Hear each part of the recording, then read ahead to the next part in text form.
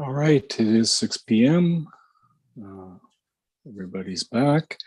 Before we get started, welcome back, Councillor Womaka, after your brief hiatus. It's good to see your face on the screen. Okay, so welcome everybody, members of the public, council, and staff to the regular council meeting, Tuesday, March 22nd, 2022, starting at 6:15 p.m. And this meeting is being transmitted electronically via council chambers located at 39 South Shore Road in Lake Cowichan, BC, and being held on the traditional unceded territory of the Subassit, our First Nations neighbors, who we happily live, work, and play together with as neighbors. With that, I'd like to call this meeting to order and ask for any introduction of late items. Mr. Fernandez. Yes, I have just one memo that just sent to you dealing with the Otaki Footbridge. New business C. On the staff reports. Oh, staff reports, okay.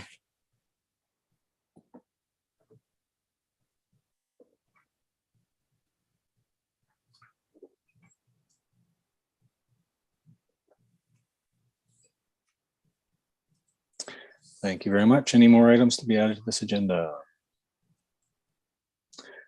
Seeing no more hands, could I have a motion to approve this agenda as amended with the addition? Moved by Councillor Austin, seconded by Councillor McGonigal, because his hand was in the air there. So I have any further discussion?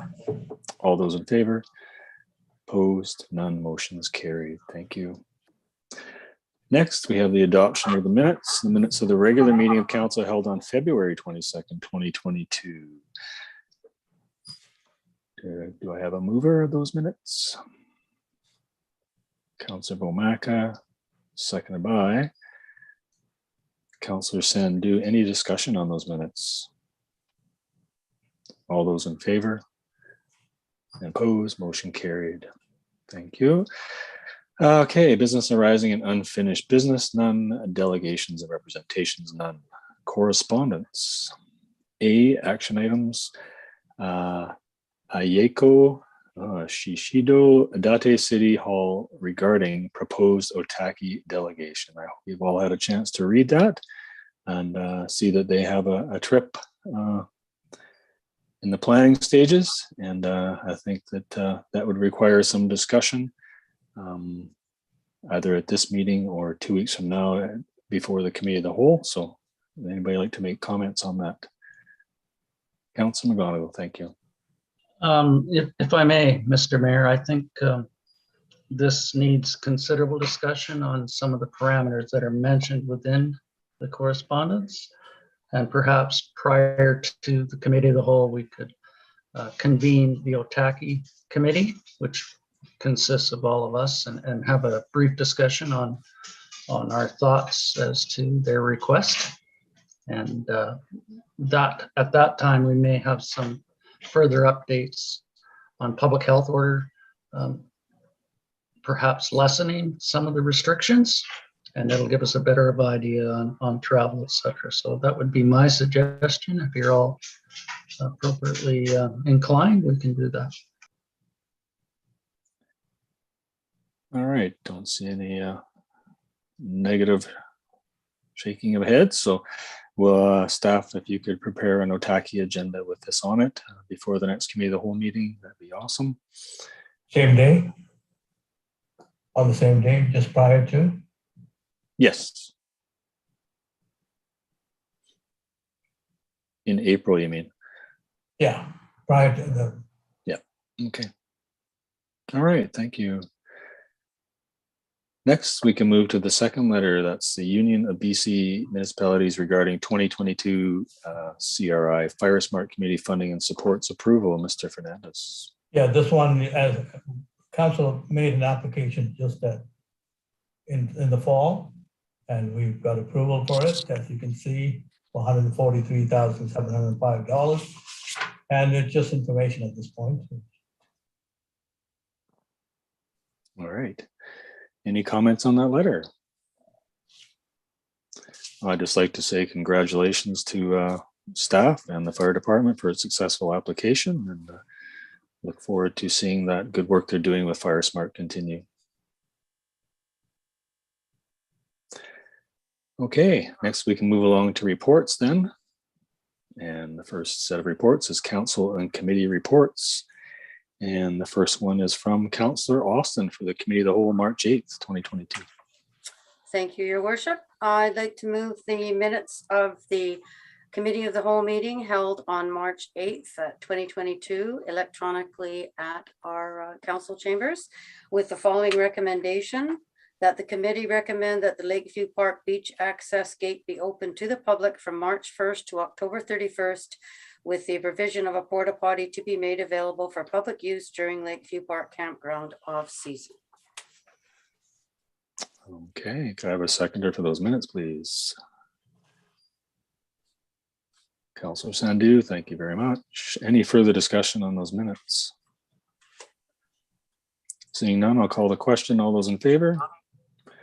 And opposed? Motion carried. Thank you.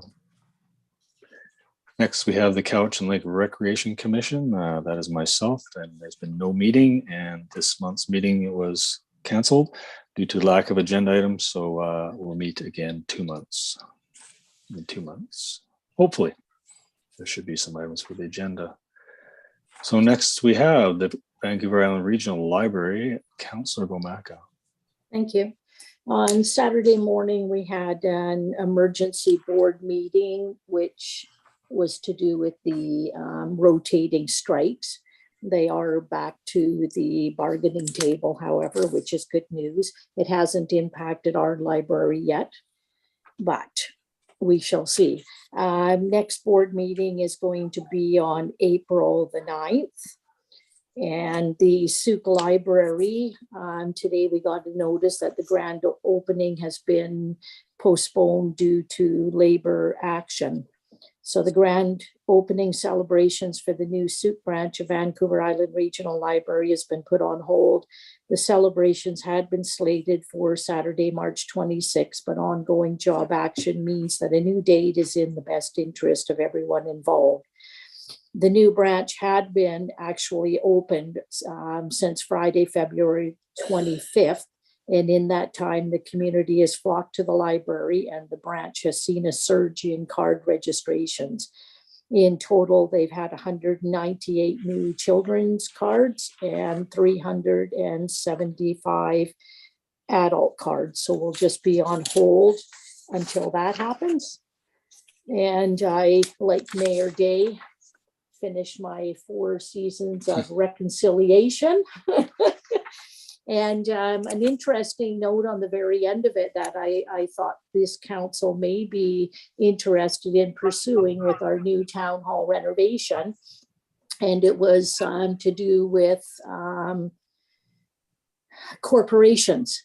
And it was saying that it would be good for corporations and businesses to have a sign in the First Nations language in their community, welcoming people into that building.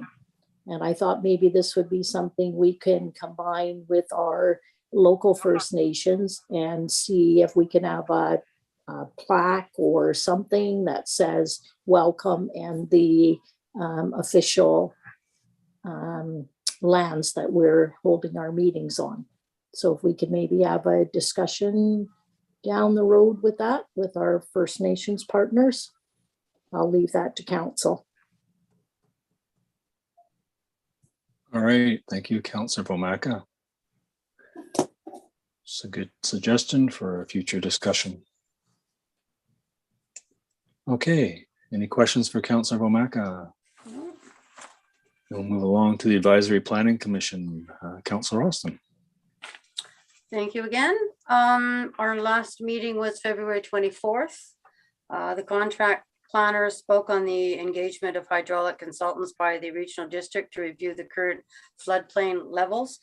That's right. The conclusion was no change to the floodplain maps was required based on risk management that was conducted. The issue of development approvals that would limit local government involvement in housing was raised as a way of a survey being conducted by the province, and we had a discussion on that.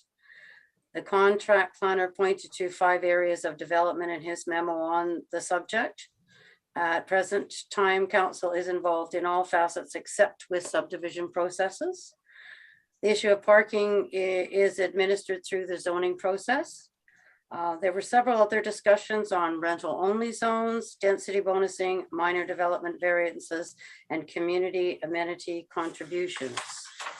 And our meeting this Thursday, we will be discussing short-term vacation rentals and greening the town's bylaws. And also climate change and ways of reducing greenhouse gases, roundtable discussion. And that will be this Thursday at 4 o'clock. All right, thank you. Any questions for Councillor Austin? Councillor McGonigal? Just a comment, if I may. I'm glad to hear that the rental-only zones is continuing to stay on the agenda, as I feel personally that that could be an avenue to create affordability and accommodation stock within the town of Lake Cowichan if that is implemented. And thanks to the planner for continuing to bring that forward as a possibility. All right, thank you for that. Councillor Gomaka. Thank you. Question to Councillor Austin. In the short-term rentals, is that B&Bs and vacation rentals or exclusively just one of them? I think they're going to discuss the whole works. I didn't open that document yet because it was just sent to me late in the day. So Okay. we'll probably be discussing both. Wonderful, thank you. But we had mentioned the Airbnbs at one point. So, and I have quite a bit of information on that, so. Good, thank you. Councillor McGonigal again, please. And piggybacking on that comment, this is a considerable discussion at the CBRD as well on short-term rentals and how that has impacted rental stocks throughout regional district areas as well, where properties are being purchased and utilized for summer rentals in recreation areas, especially in area F and area I. So it's not only a problem within municipalities, but also in regional districts, trying to accommodate rental stock and business opportunities is a juggling act for sure. Thank you. And I read something just recently where there was a community, and I wish I could remember where, but it doesn't really matter, that are asking short-term rentals to purchase business licenses. Don't quite know how they can get the handle on that without, I guess, hearing reports and then demanding that. But that might be another tool to help bring those situations to light and help monitor them. And that would work in a municipality. There are no business licenses in Right. regional districts. Yeah. And therein lies the problem. Yeah. Yeah, interesting topic, and I'm surprised that nobody's come up with a rock solid solution yet to monitor those, but we'll keep working at it, I'm sure, at those levels of government. Okay, Community Forest Co-op, Councillor McGonigal. Thank you, Mayor Day. There will be an announcement coming shortly on the two presentations that were brought forward to the Cowichan Lake Community Forest Co-op on funding opportunities for the Kinsman Duck Pond Renewal Program and for the Cowichan Lake Elder Care Society. Both of those organizations made a pitch to the Forest Co-op for funds moving forward on their projects. And there will be an announcement upcoming on those two projects and what it will entail. Once those have been finalized, I will report out and we will be very excited to see some of those projects move forward. All right, thank you very much. Okay, other reports. Next we have any questions for Councillor McGonigal first? Okay. Then we move along to other reports and the Cowichan Valley Regional District Board meeting. Councillor McGonigal again. I will have to defer to my alternate. I was at the Dididat main negotiation table that day, and she happened to fill in my absence. Did a great job from the video I saw.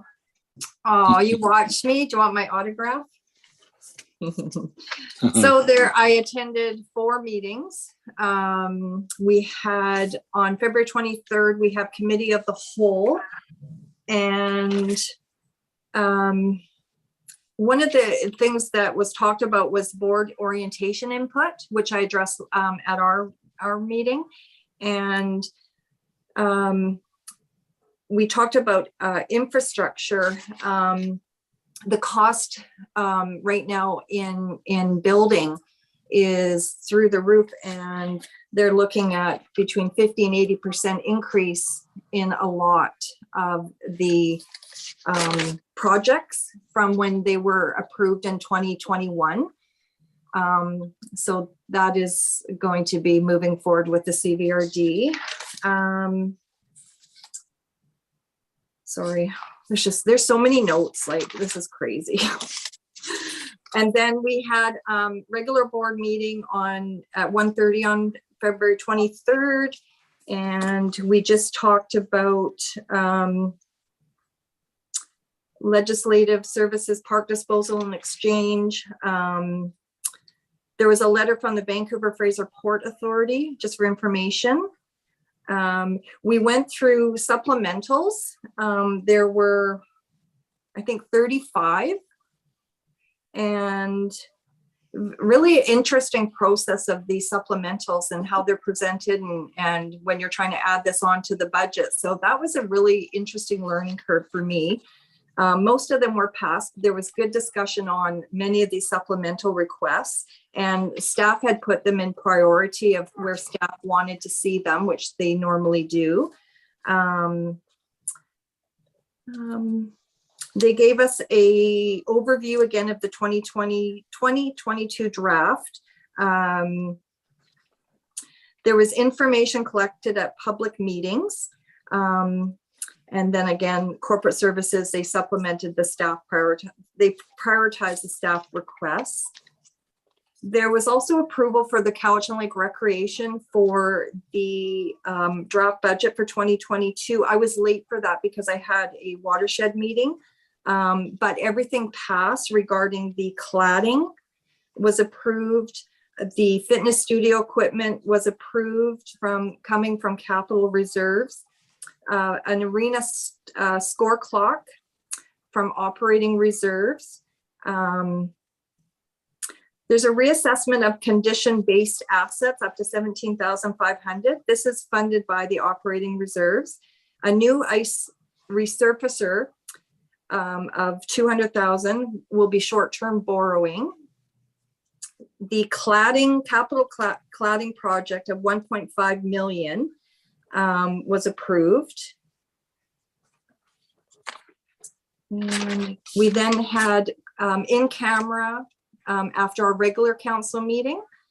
And then on February 24th, we had a special board meeting, and that was just to go over these budget items I just talked about. So I kind of went ahead of the cart there, so I apologize. And that was about a 4-hour meeting just on the few items. So it's quite the process. And I commend anybody who sits at the CVR table as an alternate also, because it really is a learning curve that just doesn't happen after one meeting.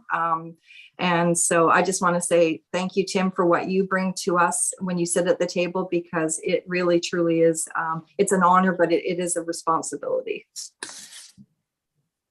And if I may, I want to thank Christine for stepping in there. I felt obliged to attend my first appointment to the negotiating table. Otherwise, I would not have thrown that heavy agenda at my alternate. But I did reach out earlier, so she was apprised of the agenda and the complexity of some of the supplementals. And within the CVRD budget, any supplementals come forward with the business plan. With a tiered system on tier 1, 2, or 3 on prioritizing. And then it's the job of the board to either approve or reject those requests. The majority of them were staff related to deal with implementing emergency planning, for instance, that we have signed on to as municipalities, along with other municipalities. Without the people to run that program, it would not be a success. So those were some of the supplementals. And with the assessment reclassifications, that is showing an impact in residential properties towards the sub-regional function that we participate in Couch and Lake Recreation. So that is the majority of the realignment within that classification that has impacted significantly shifting between electoral areas and the town of Lake Couch and on the contributions to that function. Those were explained quite explicitly in the public hearing portions. They were not as well attended as some of the in-person ones, but given the pandemic and the public health orders that were in place at the time, that was an avenue that the CBRD and staff and directors thought was appropriate for this year. I'm sure they will return to in-person budget discussions next year, and that should be far better attended and with more clarity for sure, I feel. Thank you, Councillor McGonigal. Councillor Sandhu again. Yeah, just one more thing I wanted to say is that when we were talking about the procurement challenges, is they were saying that projects done in 2022 will be paying extreme premiums, and the availability of consultants and contractors is really limited right now. So, and they also said that estimators can't guarantee prices. So your prices are only almost good for 30 days because there's just so many changes in the world market, the shortage of material and whatnot. So that was really what they spoke about with the different projects that the CBRD's doing. So thank you. All right, so A thank prime you. example of that, if I may, is the pickleball court in the South End at Kerry Park, which if you look at the original budget and the amended budget is about 40% increase within costs of that project. So just an inkling of supply demands, chain, supplemental coming through, it's problematic. Yeah. Well, thank you very much to both of you for that, and good for you, Christine, for figuring all that out after being set onto that heavy agenda.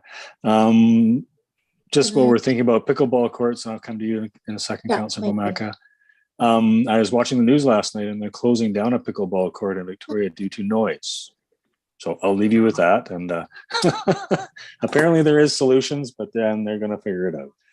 Councillor Bomaka, go ahead. Yes, I saw that one too. Question to either Councillor McGonigal or Councillor Sandhu.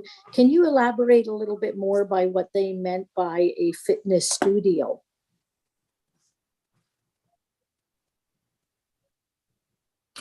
So because I wasn't there, but just reading the agenda and that it was to do with equipment, exercise equipment that So will more go. like a gym.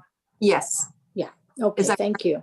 Councillor Yeah, McGonigal? there's currently some fitness equipment upstairs in one of the heritage rooms, I believe it is, but they're expanding the equipment within that facility. I think currently there's just stationary bikes and mats, but for low impact, I believe they're adding some more equipment to incorporate other types of activities in that. Yeah, it was the word studio that threw me. Thank you. I think they use the word studio because it was a smaller venue than fitness gym, so to speak. So yeah, $65,000 doesn't buy a lot of equipment, so they don't need a huge space. And they're also, this is coming from recreation staff, that it's somewhat of a pilot project in a lot of respects, where they're going to start with long hours of 8 a.m., I believe, till 6 p.m. at night, or it could be 8 p.m. And charge public drop-in rates. So it'll be interesting to see how that pans out, especially after the community has been asking for that for a few years now. Go ahead, Councillor Austin.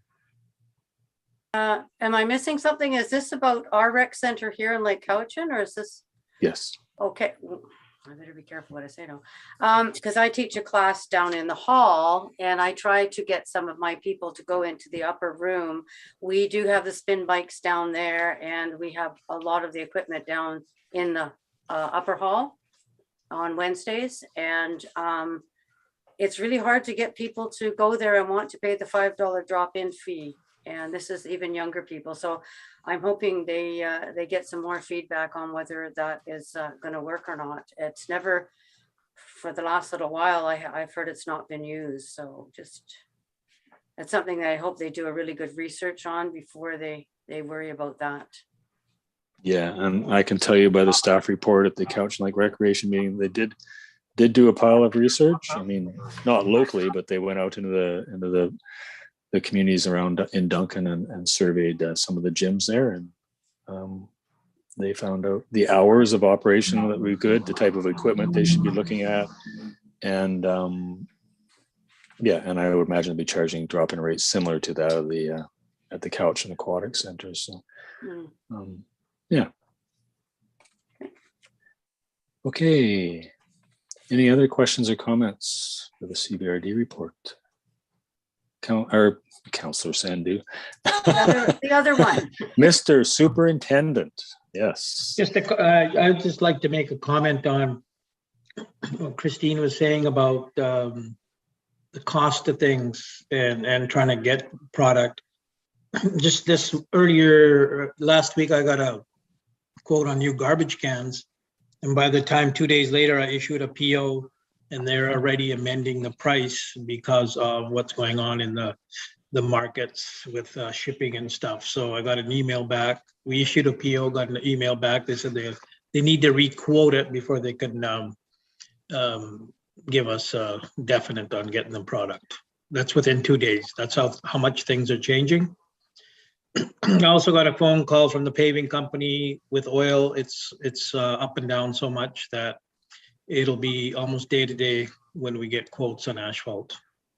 So just something everybody should be aware of. So some of the projects may be coming over budget, or we may need to postpone them for a year or something. It's something we'll have to consider. All right. Thank you very much for that, Mr. Sandu. That's good information to have in the back of our minds. Anybody else? Any questions or comments? Okay. Then we can move along to Community Outreach Team Committee, Councillor Austin. Thank you. We didn't have a huge turnout this time due to, I guess it's because it's spring break. We did have a few people along. Alethea Clark, who is the Work BC councillor, said she's not seeing a large influx of candidates through BC Employment Assistant as expected post-COVID, but seeing waves of people looking for support, and they are seeing, they're hoping with the warmer weather, they will get some more people in back to the labor force to search for employment.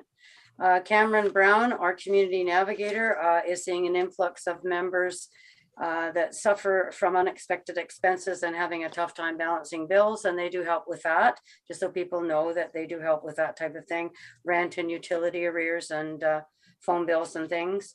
The refresh market that's been every Wednesday will now again start on Monday around 11, just before they do the community luncheon. And it's now called the Community Luncheon that is held at the Christian Fellowship Church on Mondays and Thursdays from noon until 2. They're getting about 10 people per week, and they're finding it comes and goes. I think they had up to 18 at one point. So that is a good thing for this area. Jocelyn Lundberg, the executive director, said they will be hiring a new counselor. He or she will begin working soon.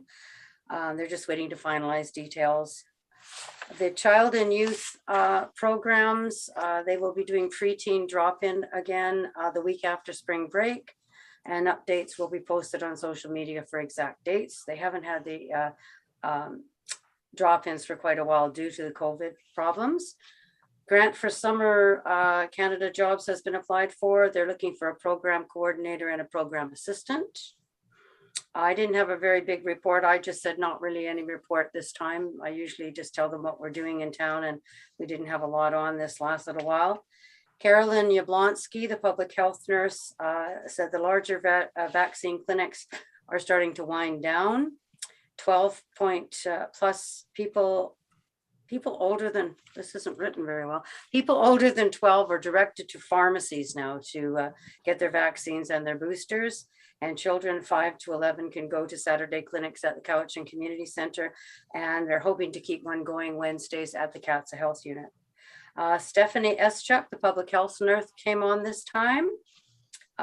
She works with the Primary Healthcare Network. She's going to start full-time as of April 1st. That's Monday to Friday. She's been focusing on community attachment and working with people that don't have a care provider. There's a big demand in the Cowichan Lake area with people with not having a doctor. And if you're looking to connect, you can go to the healthlinkbc.ca/Health Connect Registry Cowichan, or you can also dial 811 and that will get you through to that as well.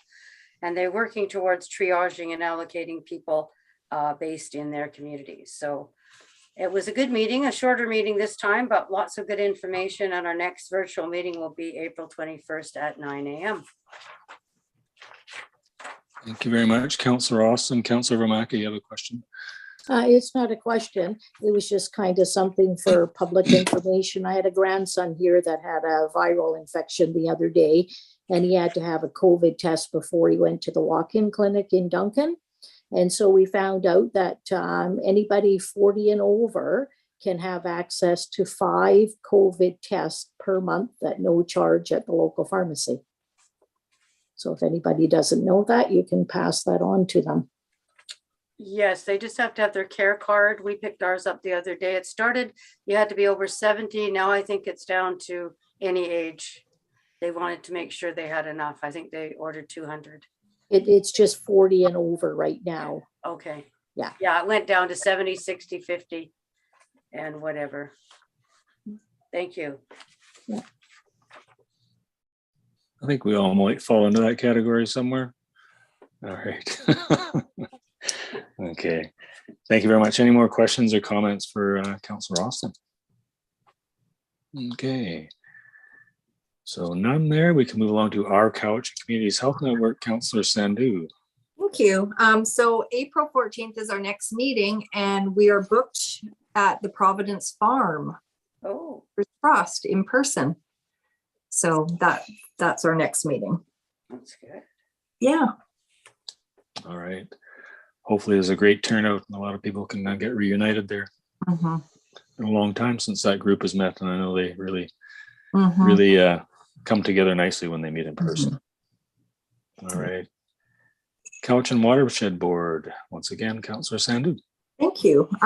So our meeting on February 28th, we had a University of Victoria student ask us to consider a thesis that she wants to write on the collaboration of First Nations and local governments for flood mitigation.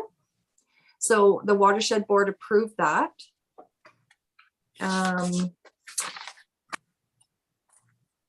We were working on a draft work business plan, which we'll be working on this Monday at our next meeting. All our grants applications have been submitted. Tom Rutherford, our executive director, is stepping down his position at some point this year. So that will be a big hit to the Watershed Board, but he's not going far. So he'll always be there. So that's now public. That's now a public announcement.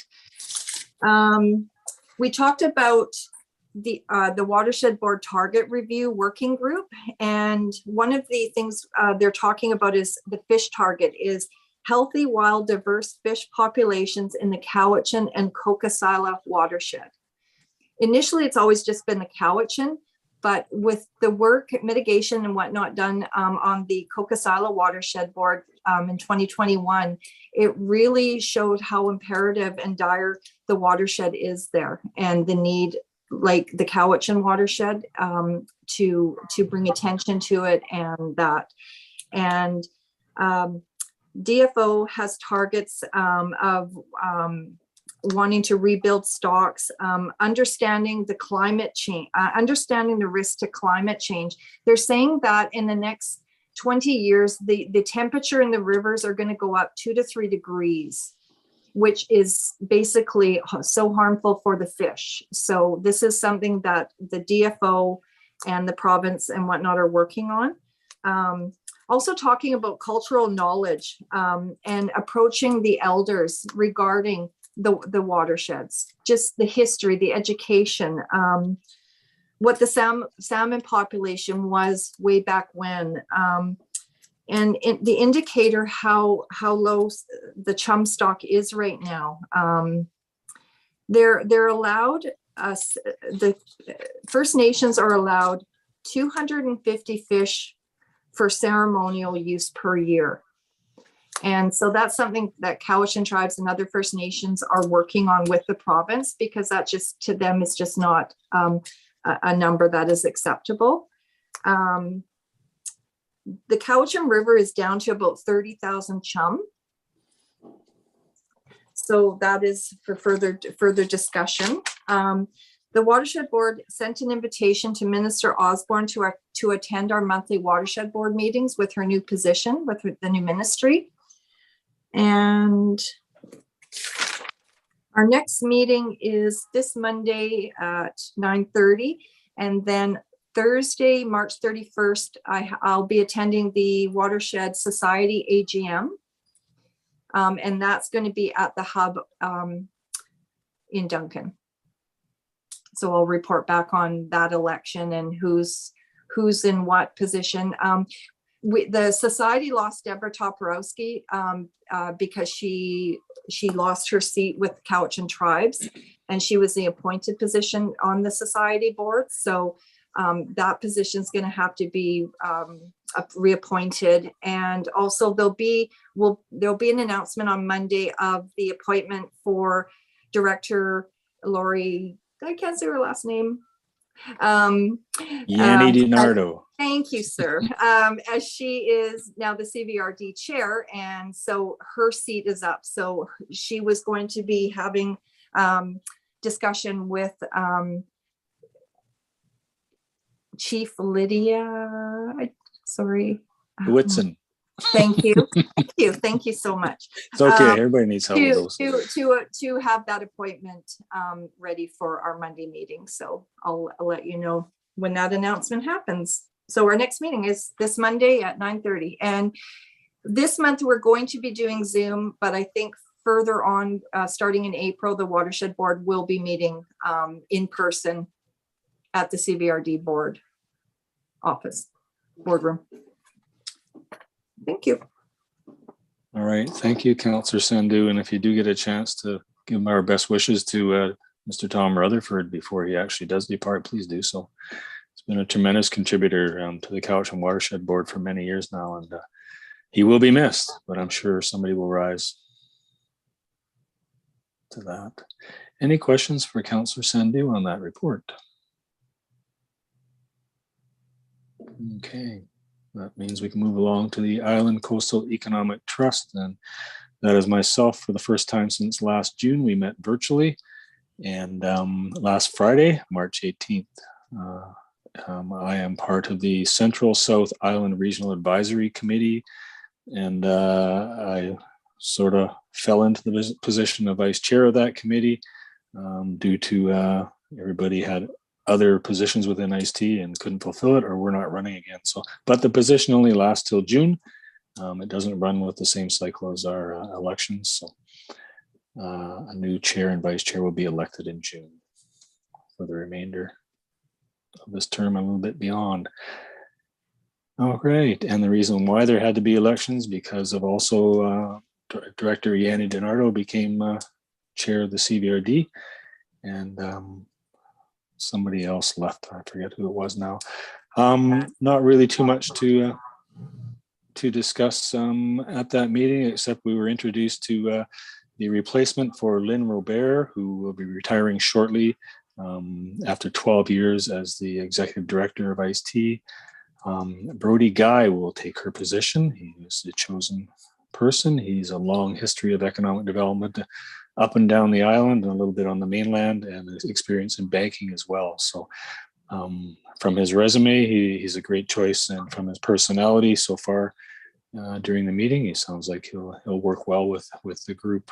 So looking forward to more meetings and working with them. The next meeting for this will be in June again, coming up. And I think there's going to be agenda items. And I'm not sure if it was reported to me or I didn't report it to you, but the CATSA Historical Society and the Subasset First Nation were successful, and it was announced in August of this past year for $50,000 for their project on the museum lawn with the totem pole. Having spoken with a member of the CATSA Historical Society, Pat, she informed me that they haven't started carving the totem pole yet due to sickness in the family of the carver, but he's going to get up and running here pretty quick. So that project should see some movement forward this spring and summer. So that is that. And also I was going to mention that the town of Lake Cowichan has not made an application to ICE-T for a while now. From the town itself. So I would definitely encourage staff to have a look at what's available there, and look at a project that might fit into that, and also suggest to council that they might have a look at that, and maybe we can discuss that at a future meeting. It also may be a possible partnership into the next upcoming agenda item in the staff reports. I'm not sure, but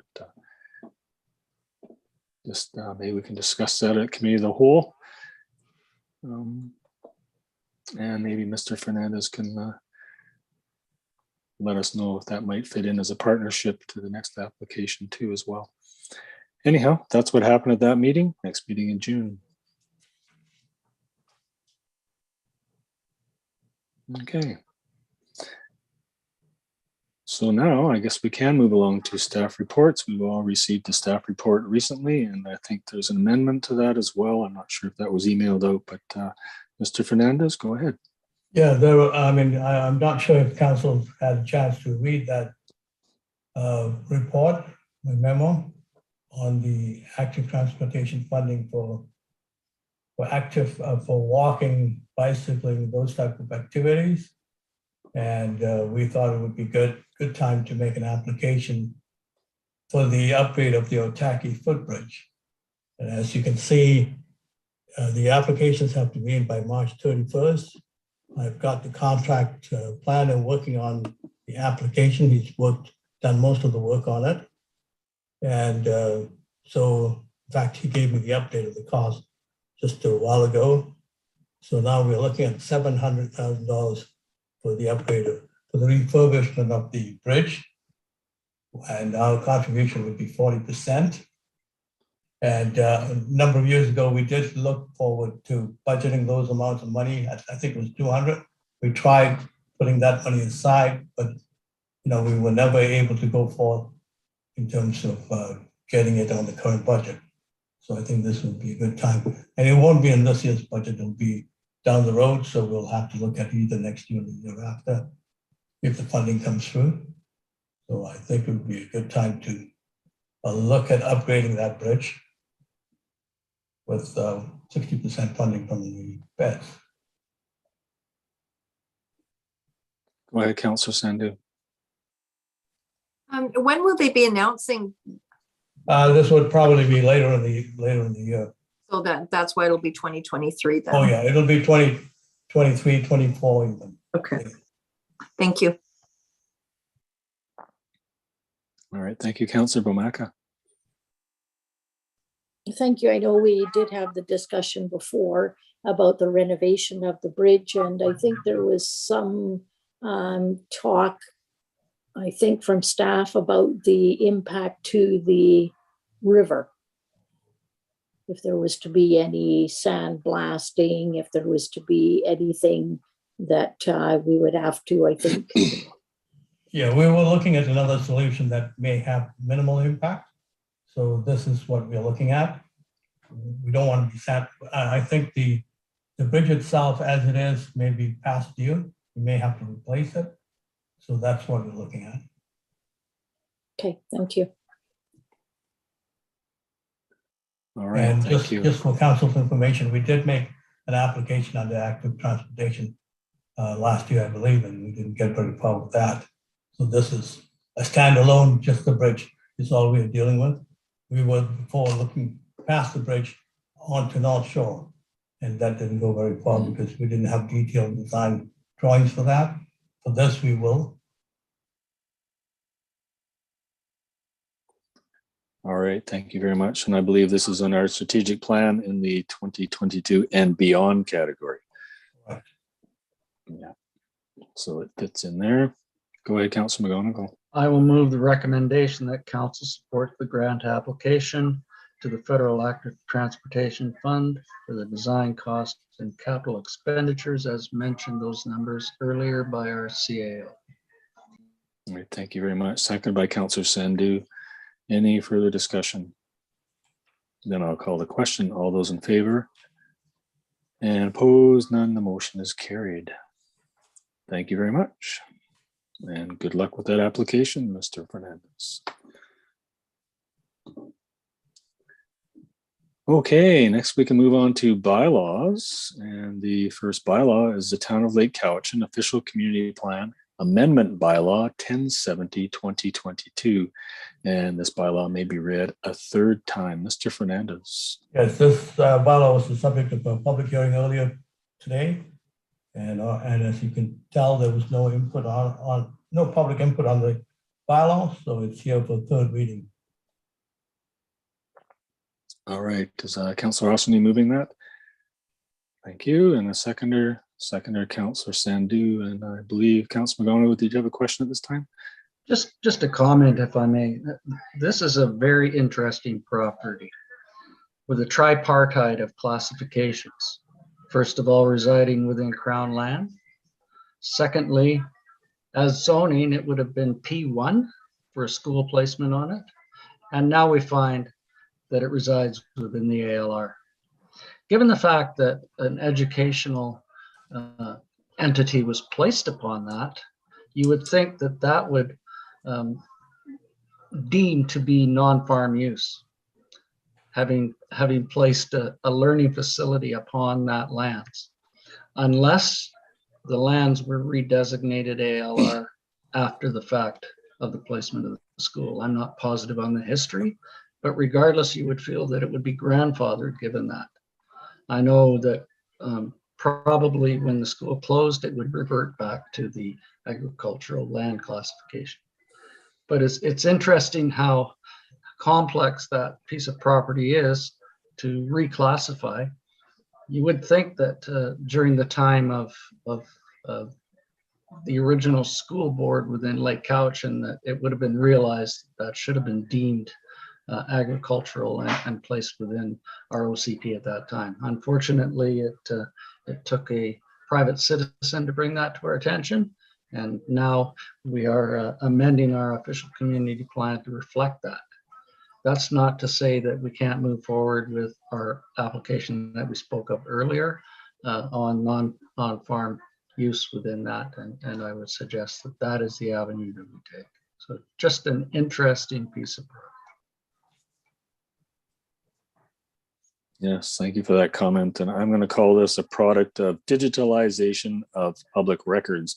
It probably got dug up out of a box and put in the computer since the time of construction. All right. So we've had a mover and a seconder and comments. So now I'll call the question. All those in favor and opposed? Seeing none, motion carried. Next, we have the Town of Lake Cowichan Official Community Plan Amendment Bylaw 1070-2022, and it may be reconsidered and adopted, Mr. Fernandez. And the same thing, this was the subject of an earlier hearing. You've given it third reading, and it's here to be reconsidered and adopted. All right, moved by Councillor Sandhu, seconded by Councillor McGonigal, thank you. Any more discussion? I'll call the question. All those in favor and opposed, seeing none, the motion carried. Thank you. So next we can move along to the Town of Lake Couch and Sanitary Sewer Parcel Tax Bylaw number 1071, 2022, and that may be reconsidered and adopted. And this bylaw has been given 3 readings. It basically is resulting in an increase in the parcel tax from 150 to 250 for sewer. All right. Thank you very much. Moved by Councillor Sandu, second by Councillor Austin. Any further discussion? Councillor McGonigal. And I won't beat it up, but for reasons that are already recorded, I will not be supporting this. All right, thank you very much. So any further discussion? And I'll call the question. All those in favor and opposed? One opposed. Thank you very much. The motion passes.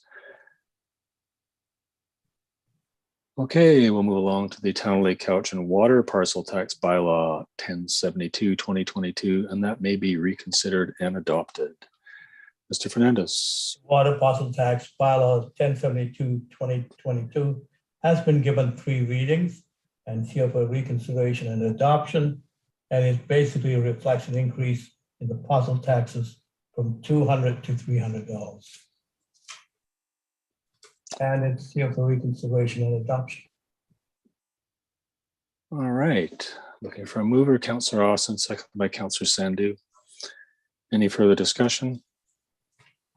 All those in favor and opposed? None, motion carried. Thank you very much. And that ends the bylaw portion. Next, we can move along to new business. Union of BC Municipalities COVID-19 Restart Funding for Local Government, Strengthening Community Services 2022 Program and Application Guide.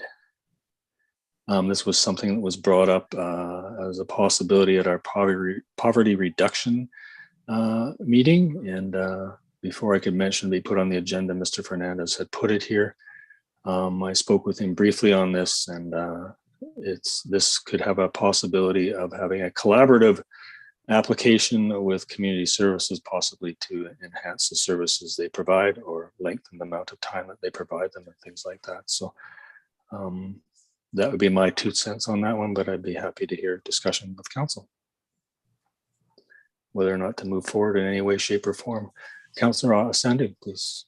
Well, I think this is a great opportunity for moving forward with when we had to make the decision for not having the pods here due to services needed to have them in place. I think this is an opportunity with this grant and to work with community services because they are the hub of this, but to direct the service, the funds through them so that these services can be provided in one way or the other. So I'm in full support of this. All right. Mr. Fernandez, go ahead. Yeah, if you're in support of it, it's in partnership with community service. All right, I see Councillor Austin and then Councillor McGonigal. I'm wondering if would be any collaboration with Island Health, because they actually handle things like people that are having mental health issues more so than what community services is doing now. But would that be crossing lines? Mr. Fernandez. Yeah, if I may, it's only $50,000 that we entitled to, so $50,000 is not going to go a long ways if you split it up between different parties. Yeah, and I think Island Health, the funding is actually coming from the provincial government, so perhaps they just need to be lobbied harder to get some more help from them. But anyways, it's not even talked about yet between the two parties. But go ahead, Councillor McGonigal. I think this collaborative approach with perhaps enhancing some of the services which community services does provide. For instance, we heard throughout our discussions on the lack of adult counseling, for instance, which is only 9 hours per week that's currently available with the funding stream that they do have. perhaps this could enhance that opportunity, or whatever gaps in services that they feel could be implemented and enhanced with that contribution. I would certainly support a collaborative application between ourselves and community services for any upgrade in services that they provide. Mr. Fernandez? Yeah, the deadline is April 22nd, so maybe you want to make, the resolution should indicate that to go forward with the application rather than wait till, rather than call a special meeting. And I will move that we move forward with a application to the UBCM COVID-19 Restart Program of $50,000. Is that seconded by Councillor Sandu? Thank you. With a comment, question? So with this eligible projects, it's basically to do with unsheltered homeless population, housing needs, community concerns. So would what Councillor McGonigal was talking about, would that fit into that with counseling and whatnot, like that type of to the whole community if needed, like to increase their time? Or is it more just to do with, as I said, the unsheltered homeless population? Yeah, that's what it is. So I was thinking that because we had to turn down the pods due to basically the funds needed for this direct services, would that not help part of our grant in getting this so that we can really assess what is needed out there? What is required? What services is needed to offer help and support? Because I mean, no municipality can cover the cost of the direct services needed for these pods, and the province wasn't offering, to my knowledge, any funds if with the previous grant. So I'm just curious if that is part of this. Go ahead, Councillor McGonigal. Perhaps with consultation with community services, they could assess what may fit within the grant parameters and where those gaps that we spoke of might be able to be filled. I just used the mental health adult as a show for the gap that there is within the services. I'm not suggesting that is where it goes, but in discussions with community services to see where those stop gaps might be filled within whatever funding that is available. All right, so good question, Councillor Sandu, and you know what? It's come back to you, Councillor Austin, just a second. That leave it up to staff to collaborate and see what fits in there and see what they come up with. Councillor Austin, go ahead. I know we have asked in the past for more data on the actual homeless and unhoused. We really haven't gotten any true factual data that I think we need to go on. And also, counseling is important for people with these problems, but again, and community services will understand this for sure, but you can't make people go for counseling. So how will that work if the counselors are there and available and the people aren't going? So it is a very complex issue.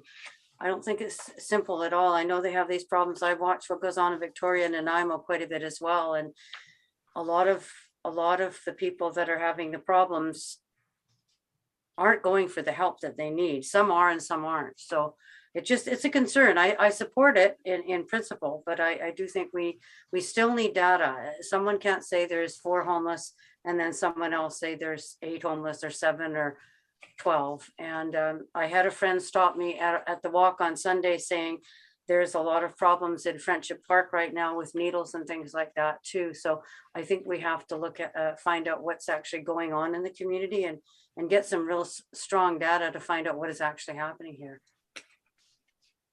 Yeah, and the one source of strong data is, I believe, community services knows who they're servicing already. So that's a good starting point. So Councillor Sandu, go ahead. So would our staff be then approaching community services for their input in this grant application to kind of coincide with each other? And what the $50,000 could be utilized for? I mean, if we receive it, can we just direct it to community services for them to offer what is needed? I think that's kind of where I'm trying to go with this, is that I think that's an important discussion that we've all kind of said, but they're the professionals on this end. Our staff's the professionals on applying for grants, but to me, community services, they're the experts in what is needed and what that 50,000 could be utilized for. So Yeah. thank you. And that's essentially what happened in the core when they made that regional application. It was filled out by the municipality of North Cowichan, and the funding was directed to supply the pods and stuff like that and the services. So I believe that's how I'm not going to assume, but I would believe that's how it would flow through here if we were successful. The first step, though, is the collaboration piece, and I think that's the route to go. Yeah. Any further comments? Then I'll call the question. All those in favor of submitting the application collaboratively with community services, and all those opposed? Seeing none, motion carried. Thank you very much for that one. Next, we have the Federation of Canadian Municipalities Annual Conference, June 2nd and 5th, 2022 in Regina, Saskatchewan. I asked for this to be put on the agenda because I could not attend due to family commitments. It's here for a discussion today to see if others were interested in attending in person, or whether even that was going to be a factor. Councillor McGonigal and then Councillor Austin. Thank you very much. At the beginning of the term, straws were drawn to determine who was going, one councillor and the mayor, to the various FCMs for learning opportunities and networking opportunities with ministers of the federal government, which you don't very often get an opportunity to do. Unfortunately, the only one that got to go was Councillor Bomaka, because she made me trade with her. The other two were canceled. So I believe Councillor Austin was deemed to be the council selection. I would wonder if those who did not have a chance to attend FCM should be afforded that opportunity in our last conference of the federal nature. And I utilized that in the savings that we did see with conferences that did not take place in AVICC and UBCM, the council remuneration budget that wasn't utilized for conventions and training. Just a suggestion. I'm not suggesting that everybody go. As you said, you have family commitments, and perhaps other people do.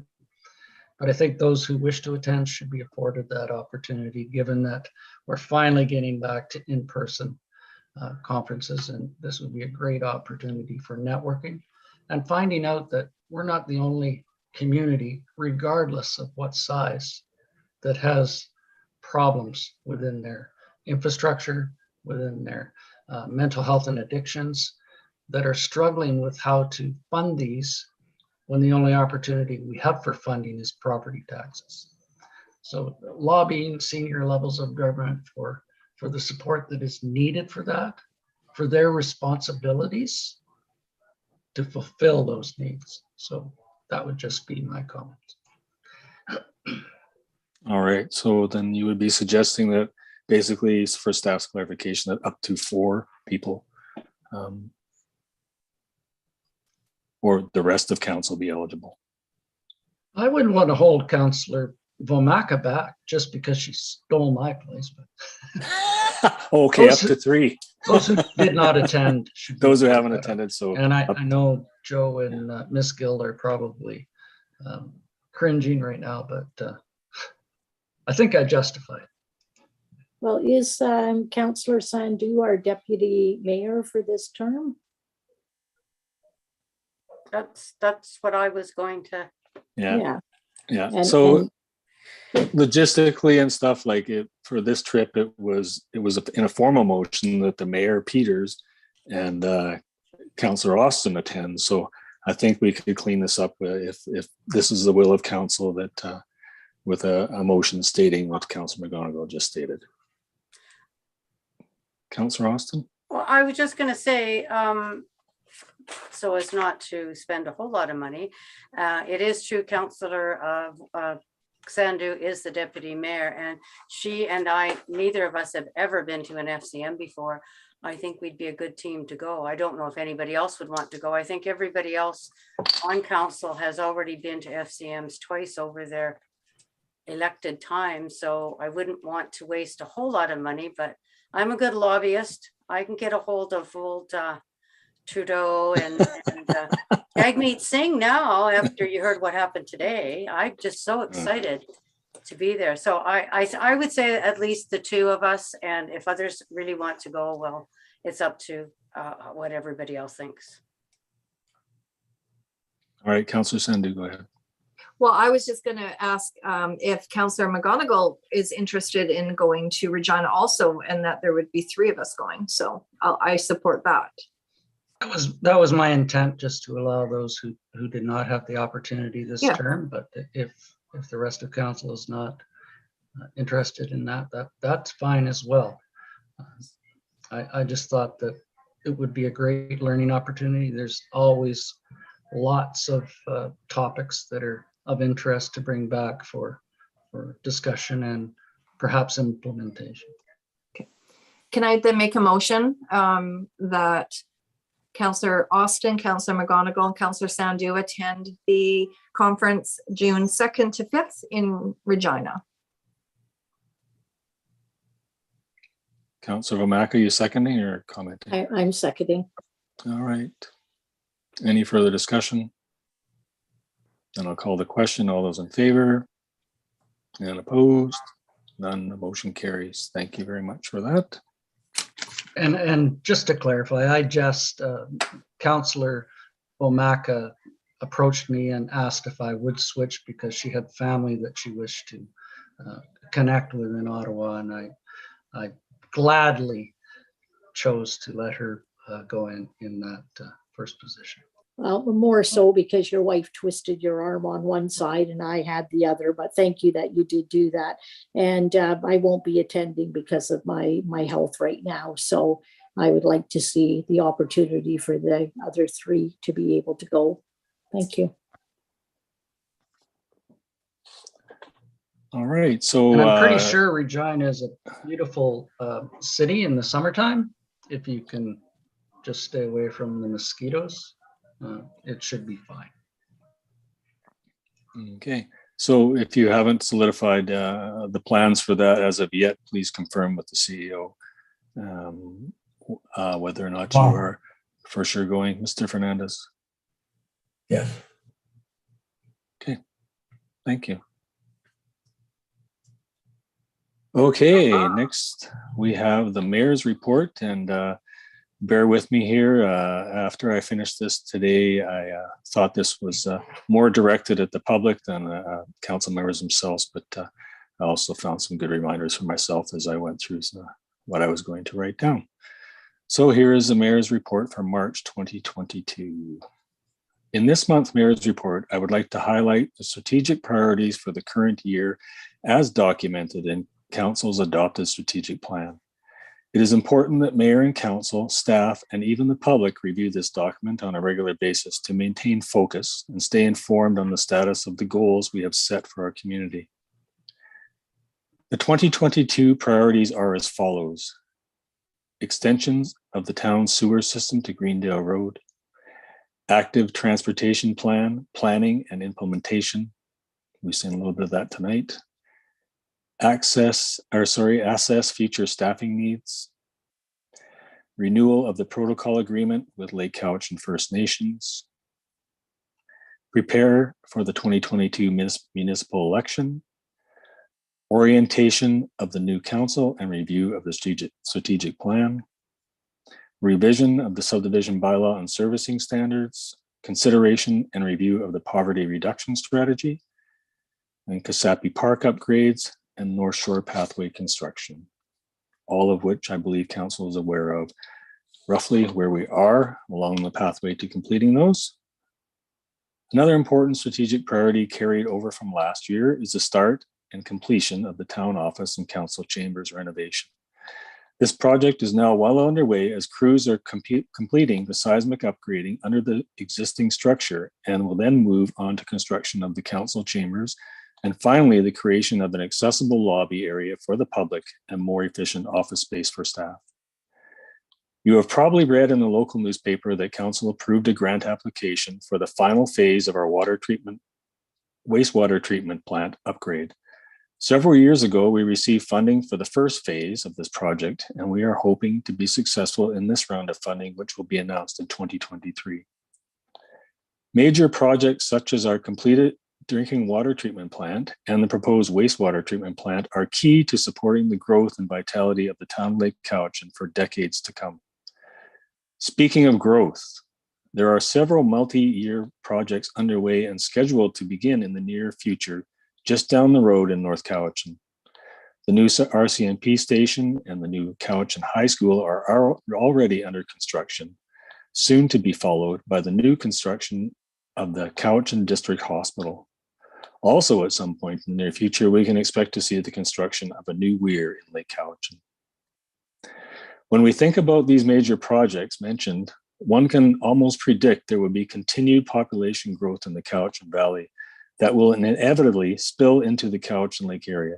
This is something that needs to be collaboratively envisioned and planned for by staff and elected officials, municipally and regionally, to alleviate as many growing pains as possible so that the servicing of this growth does not become a cumbersome burden to existing property taxpayers. Spring is upon us, and public works and park staff are busy cleaning up our streets, parks, and campground after the winter season. It is always refreshing to see the plants come back to full colors as the dust is picked up from the streets and sidewalks, as well as we all venture outdoors again to enjoy the warm summer season in our beautiful town. And that's the mayor's report.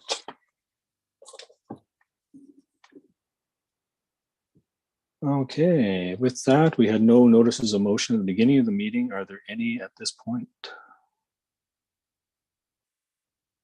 Okay, that means we can move along to question period now, where we'll pause for 3 minutes and allow members of the public to dial in and ask questions to items on this agenda.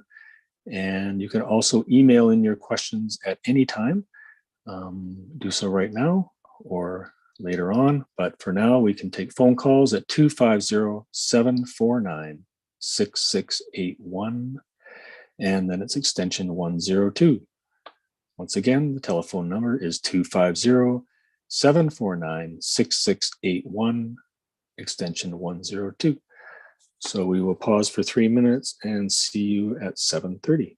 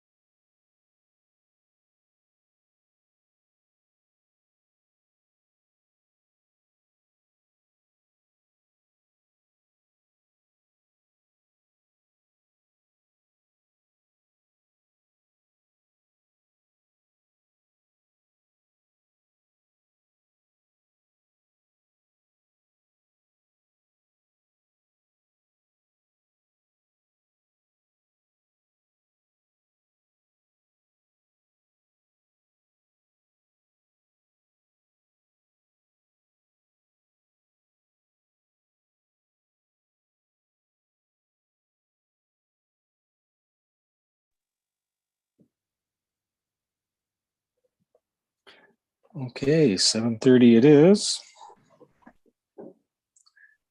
Mr. Fernandez, any questions? No questions, either through email or the telephone. All right, thank you very much. Once again, if there is any members of the public viewing tonight, please feel free to email your questions to general@lakecowichan.ca at any time. Okay, we have no in camera tonight. Before we move to adjournment, I'd just like to say that it was very fantastic to see the amount of people who showed up for the walk, including all members of council there this past weekend. And for those, I didn't manage to see everybody in the hall, Miller Hall, but boy, oh boy, was that a tough one to go through when we lose somebody so popular and so close in our hearts. So yeah, so emotional weekend, but what a way to finish it by fulfilling a wish of the departed person and having that walk with the funding going towards that project. So awesome showing, guys. Thank you very much for being there. And with that, I'd like to call for adjournment. And by Councillor Vomaka, seconded by Councillor Austin. All those in favor and opposed, and have a great rest of the week, everybody. I hope it's not too busy for you. Night. Okay. Good night. Thank you. Good night. Good night.